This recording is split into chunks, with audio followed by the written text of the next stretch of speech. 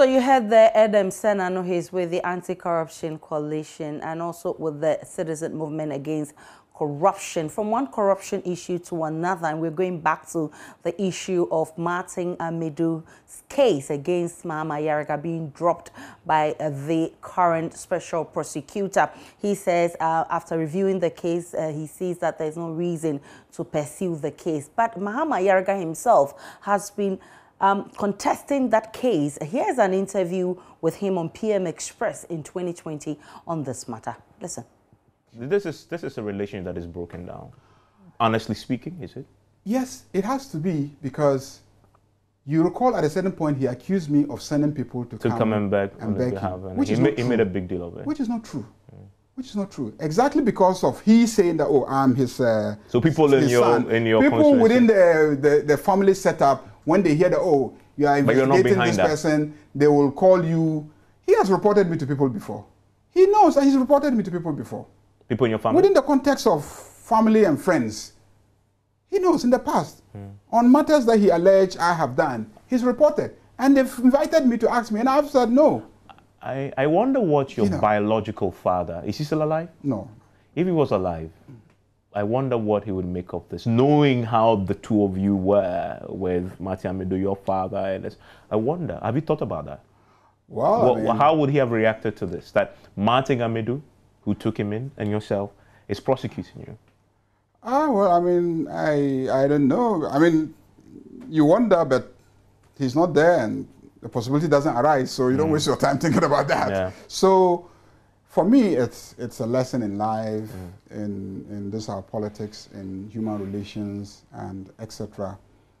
I mean, Uncle Martin and I used to work together in Professor Mills's government.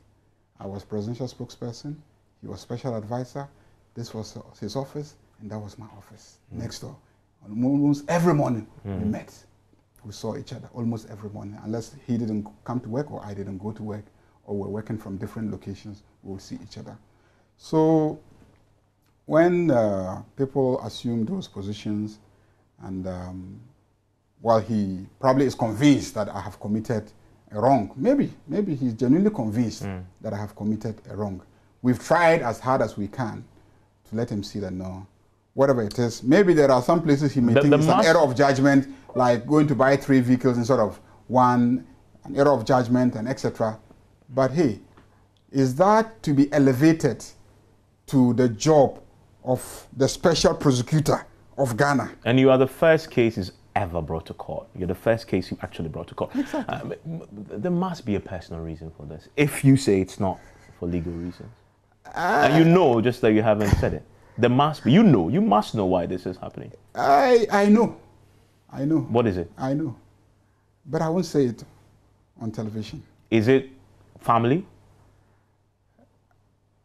I will say I know. I mean, I suspect, because I haven't had a discussion with him. So I cannot say for certain. Is family related? I cannot say for certain, okay? But 1 or 2 people have reported to me a complaint about my conduct. These are family members? Some not exactly family members, but people who I would say just the way that he reported that I sent people to come and then, you know, talk to him. Okay. You can imagine that those people thought they were trying to mediate between 2 family members who are having an issue. Okay? So they will talk to me, they will talk to him. Just as they will take feedback from me to him, they will take feedback from him to me. And so in the process, I think I have a sense of what his issue is. Just I don't want to go public on that. But you get a sense these are certainly not legal issues. I don't think it has anything to do with buying an ambulance. And I also don't think it has anything to do with buying vehicles. So I don't think.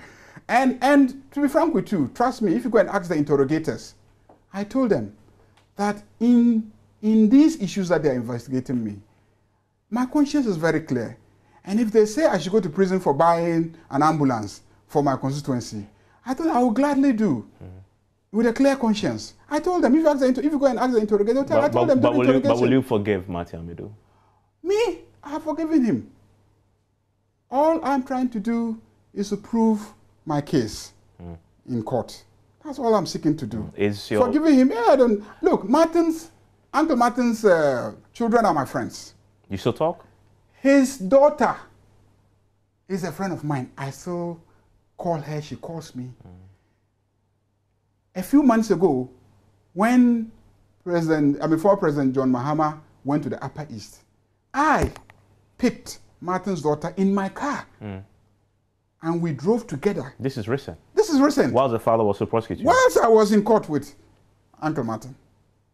I don't have any issue with his children. I don't have any issue with him. Do they sympathize with you?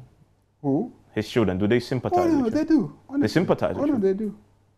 They do. They must have spoken to their father about this. I don't know if they have spoken to their father, but when they meet, I mean, at least not the other children, but the daughter, I'm in regular contact with, and, you know, she will talk to me and say, well, you know how our father is, so you just fight it. You just pray that it all ends well for all of us. And I assure her that, look, this won't change the relationship between you and I. Okay. And I can assure you that it won't change my relationship with his children, Uncle Martin himself. Okay.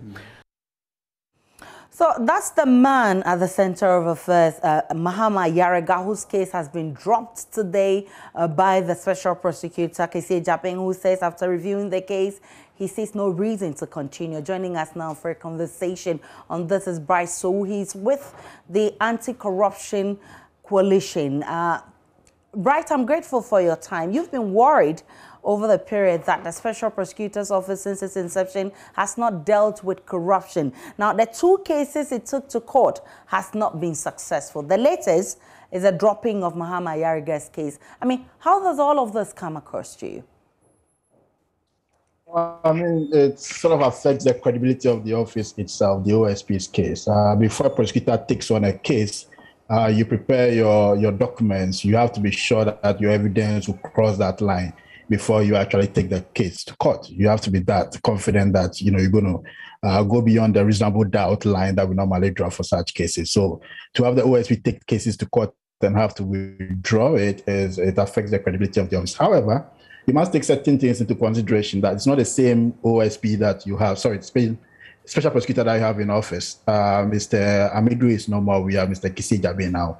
He's coming as a new person. He's reviewed the case. He's looked at the evidence, and he goes to court to say, well, looking at the evidence we have, we don't be able to prosecute this case. It certainly is within a prosecutor's powers to be able to do that, to look at the case, even in the middle, and say, well, looking at how far things have gone, we don't think we have enough evidence to be able to prosecute this particular case. So that bit, is within their power to be able to do that. I think it also offers an opportunity for education also for the public to learn how these things really are done. I think because we have so much corruption in the country, anytime we have cases like people expect to see it travel the full distance. The reality is that some of them might not travel the full distance, sometimes for reasons such as this. But I think in this particular case, it will appear that the change in the special prosecutor also might have affected the travel of the case. What about Mr. Amidu stood on, which you regard as very strong evidence? It seems that Mr. Jabin had a different opinion on how strong that evidence is, whether that can give them a win. And like I said, he has every right to review and say, well, we don't think we can win this one, so we are withdrawing the case. All right, so I know you've been monitoring the special prosecutor and its activities. And of course, we're told that the special prosecutor's office was working on a number of cases, but we've seen that it's only two that went to court. I mean, do you have any idea why the others were not sent to court? I do not have any idea. One can only speculate sometimes in these matters. And this is one of the reasons they don't make it to court generally. And this is one of these examples that we are seeing with the Mahama Ayariga case. When often also your evidence is not strong enough to cross the line to pass that test, and you don't want to go to court and go and lose the case. Like I said, when that happens, that affects the credibility of the institution. And again, you have Ghanaians at home, and people begin to have doubts as to whether the office can one day be able to prosecute any case to the full extent and give them some reward, you know, for the hope that they have that particular office. So it's up to really the special prosecutor to look at all the cases that they pick up and say which one can go the distance. And also they have to manage information, I think. When you do not believe that you have a case that can travel the full distance, it does not make sense often to have the public think you have this number of cases, because once you do that, there's expectation to cover the full distance.